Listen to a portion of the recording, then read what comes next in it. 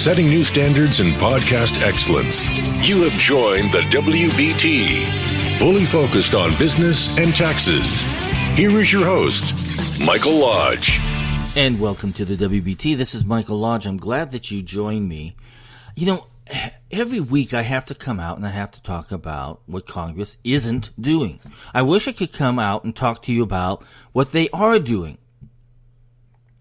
But basically, we have this issue right now that's up before the American people, and Congress is talking a whole bunch about it, but they're doing nothing about it, except talk. That's all they do is talk and talk and talk and talk. So we have this idea of tax reform. But the problem is that Congress is not going to do any tax reform. If you think they're going to do real tax reform, then you know, I have a bridge in Arizona that covers the Atlantic Ocean that I need to sell you. They're not going to do tax reform. Oh, they might lower a couple of rates, but that's about it. But that's not tax reform. Tax reform does not get rid of the majority of those 74,000 pages in the Internal Revenue Code that hampers us every single year as we prepare tax returns. It doesn't get away from all of those pages upon pages of tax returns that are filed under penalty and perjury that sets up the American people for an audit of some sort.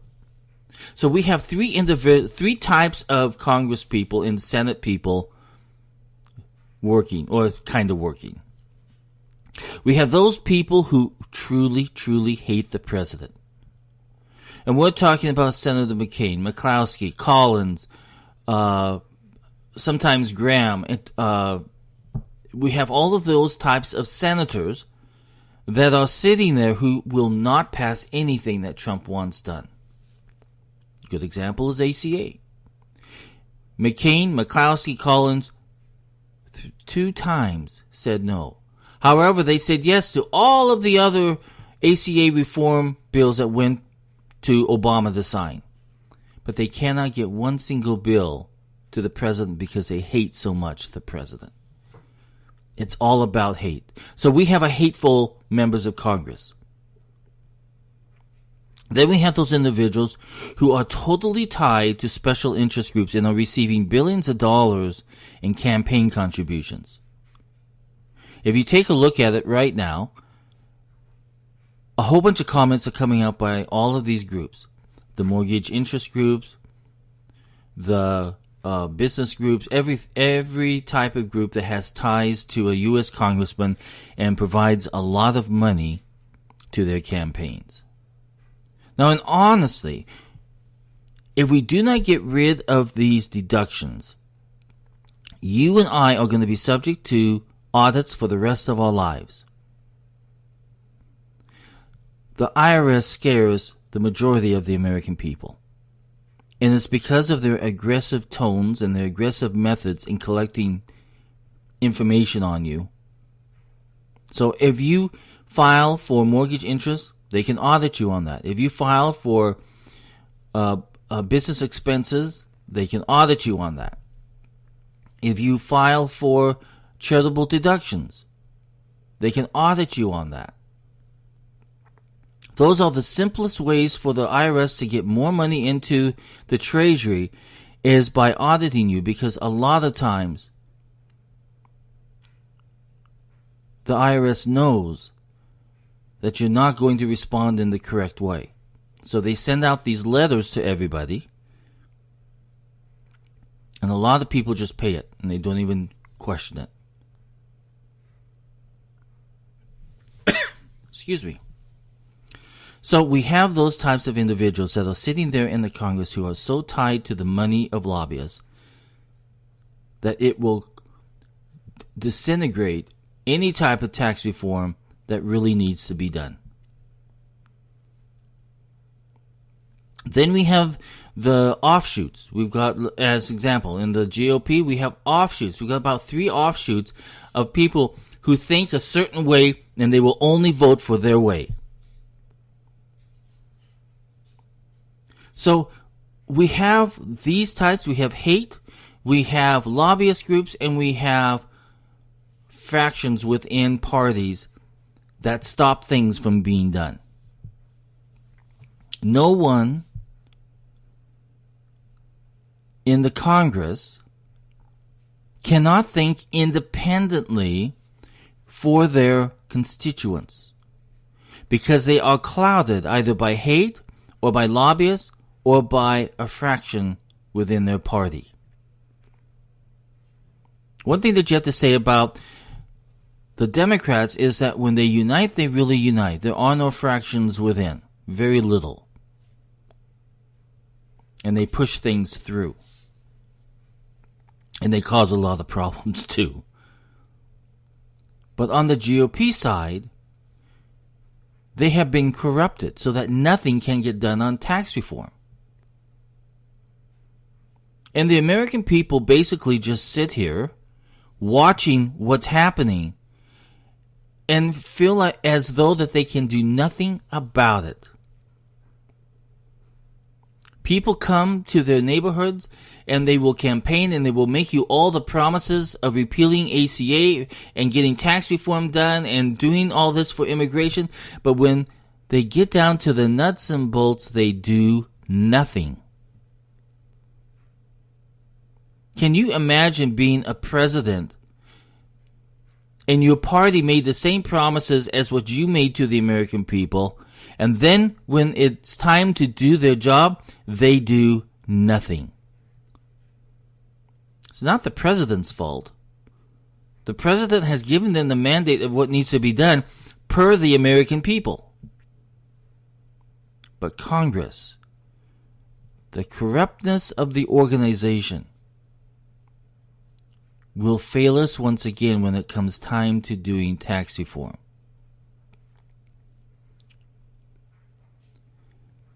Reducing the tax rates is a good thing. However, it's not tax reform. I'm seeing so many articles coming out of Congress that they're saying, oh, you know what, let's not even touch the estate tax. Why not?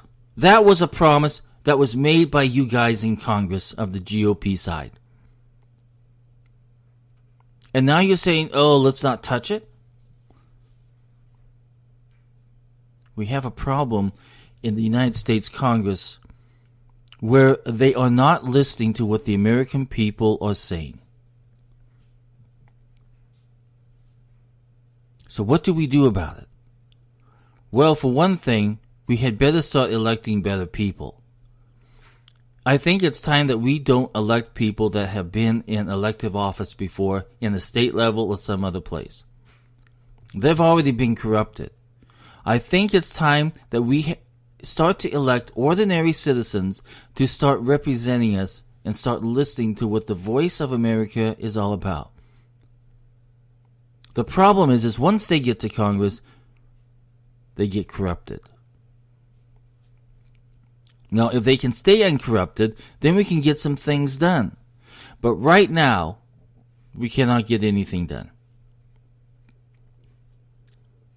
So if we can eliminate those individuals in Congress that hate, on both sides of the aisle, especially on the Democratic side, who spew nothing but hate but no solutions.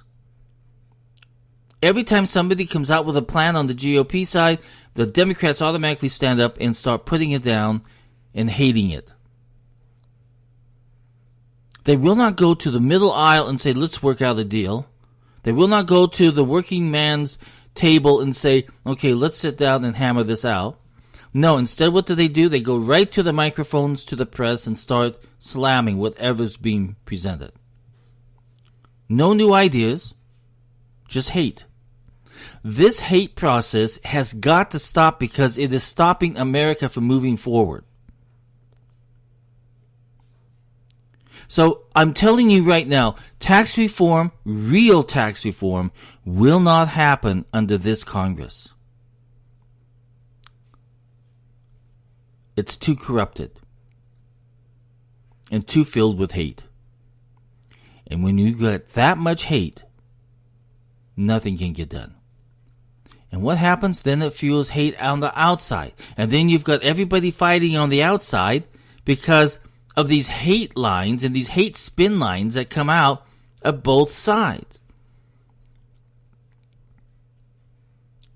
I mean, it is really sad when Congressman Ryan, Speaker of the House, has to go out and sell his packages, and he has to go into manufacturing plants and sell his tax package that way.